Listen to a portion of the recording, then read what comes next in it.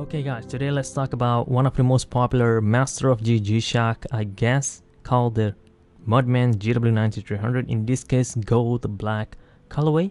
It has twin sensor being thermometer and compass with solar charging and with sensor antenna built in as well for accurate timekeeping if you live in a place that could receive the signal, which I didn't, but in this case I'll still have the carbon fiber insert band, which is good enough for me for day-to-day wear. I have plenty of other G-Shock with me, being the Mode Master, which is much more better than this. And today we already have one of this, the GW-9300, which is times better than this. So I want you guys to comment below, where do you think this watch belongs today? Casio is still making them, not this exact colorway, they still make the basics one with the positive display. But I'm still curious, where does this belong considering the price is 36,000 Japanese yen? Just add a little bit more, you could get something like this.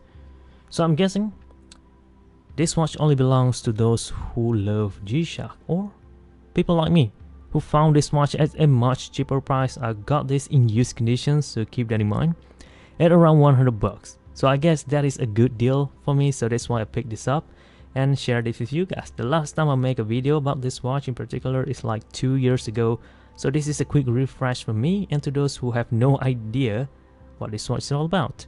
So let's have a quick look on where the issues is. That's the reason why a G-Shock watch could go cheap on the used markets. In my case, one of the most annoying things, which is here, let me zoom in there. If you look at the mineral crystal, it looks fine, right? But if I tilt it a little bit, you could see a lot of fogging or whitish residue starting to develop underneath the mineral crystal already. And this is easy to clean off. All you need is a microfiber cloth and just wipe it up and you're good to go. The problem is that accessing this part, it is covered with another thin and weak layer of solar panel behind it, making it impossible to be cleaned up. Let me give you guys an example. I've tried to clean this a mess many times before and I failed all the time. This is one of a protract, similar issues. Now it is clean because I cracked it. I actually take this out. If you look closely, you could see a fine line at the center where I tried to push this thing out alongside with this crystal. Guess what? It break, obviously, because it is weak, not as tough as this one. So that is not something that you want in your G-Shock watch, considering the price to get it replaced is ridiculously expensive. You could get another G-Shock watch. So I'm not gonna try to clean it up, and that means you're gonna need to bear with me throughout the video because the display is incredibly hard to read. Not to mention that it's already came in like this display with a goldish colorway wording in there, and yeah, that is already not as good actually, unless you bought it brand new, then it's okay. But in my case right now, this is not the best way, but I still use it just for the fun of owning things. Sometimes you need to fresh things out, get something else to wear instead, you know. In my case, I picked this up.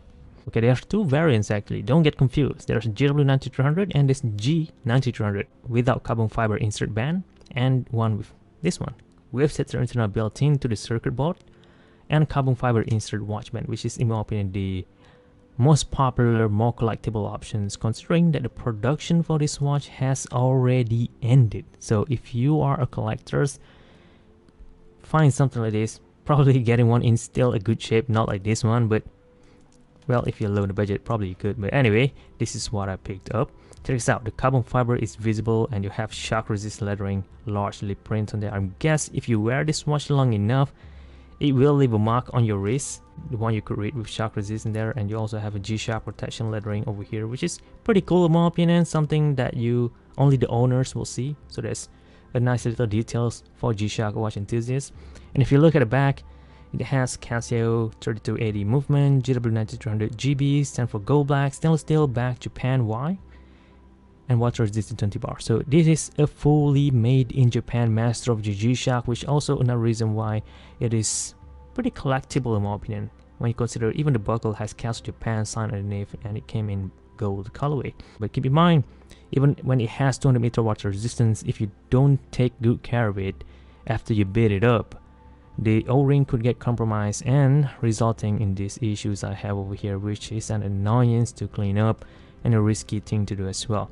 Okay, now again, I picked this up in use. You could see a lot of use marks on the band and bezel. The previous owner really beat the hell out of this thing. I guess that's the reason why the price is cheap, but that's okay. It still works. it still works. Let's see now what else you have in here. You have your day display. Right now it is telling me dual time, another world time, and my local time over here. You could change it up to date display if you wanted to.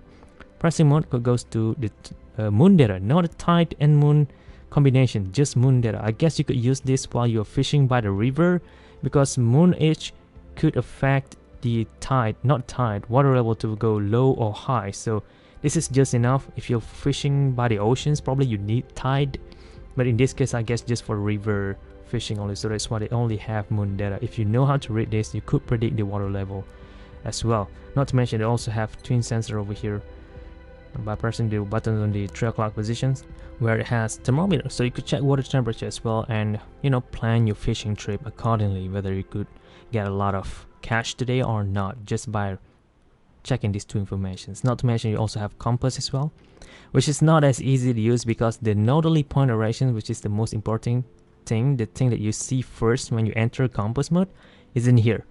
You're only gonna need to rely on that 3 lines over there pointing to the north directions, and they're really small, really hard to use. In my case now, they are almost impossible to see as well, so consider that as well in the future if you're planning on getting one of these. Now next mode after the moon data is world time. So this is pretty much the same like every G-Shock watch out there, so there's nothing much for me to talk about here. Next mode is a stopwatch. You could go to 24-hour, which is great with timekeeping. I guess you could use this while you're fishing just to track your progress, or if you're recording some data over here, figure out how much time to catch something or something like that, you know. Or a countdown timer if you're competing with your friends, would be a nice feature as well to have. And next mode is alarm, so you could have 5 alarm for a regular alarm. The 5th one will be a snooze alarm plus signal for basically hourly time if you need those. And back to home timekeeping. So that's pretty much it. A really basic function really, but this is one of the premium, the pinnacle of G-Shock technology way back in 2011. That is how old this model is, almost a decade old. Plus this is pretty cool thing, something I don't expect I'm gonna like because I prefer LED backlighting, but this one has electroluminescence backlighting. If you look at all modern G-Shock, because people have been demanding Casio to put a more brighter form of backlight, so they add LED. This one has 2 LED, this one has 2 LEDs. They are incredibly bright, but this one only has EL. After owning this and a lot of other G-Shock that has LED backlight only, it is refreshing things to see EL backlighting again, you know. It's really fun when I compare LED and this. This one is a lot easier to use at night time. It is less harsh to the eyes because the color aren't as bright. I mean, there's up and downs with this and this, but this is a fun thing to have, especially for G-Shock enthusiasts like me and most people watching this video right now. And about the fit, it is good. It could fit you well. It is incredibly lightweight despite the size that is looking incredibly big. Let me put this as an example. Almost the same size as the triple sensor mod master.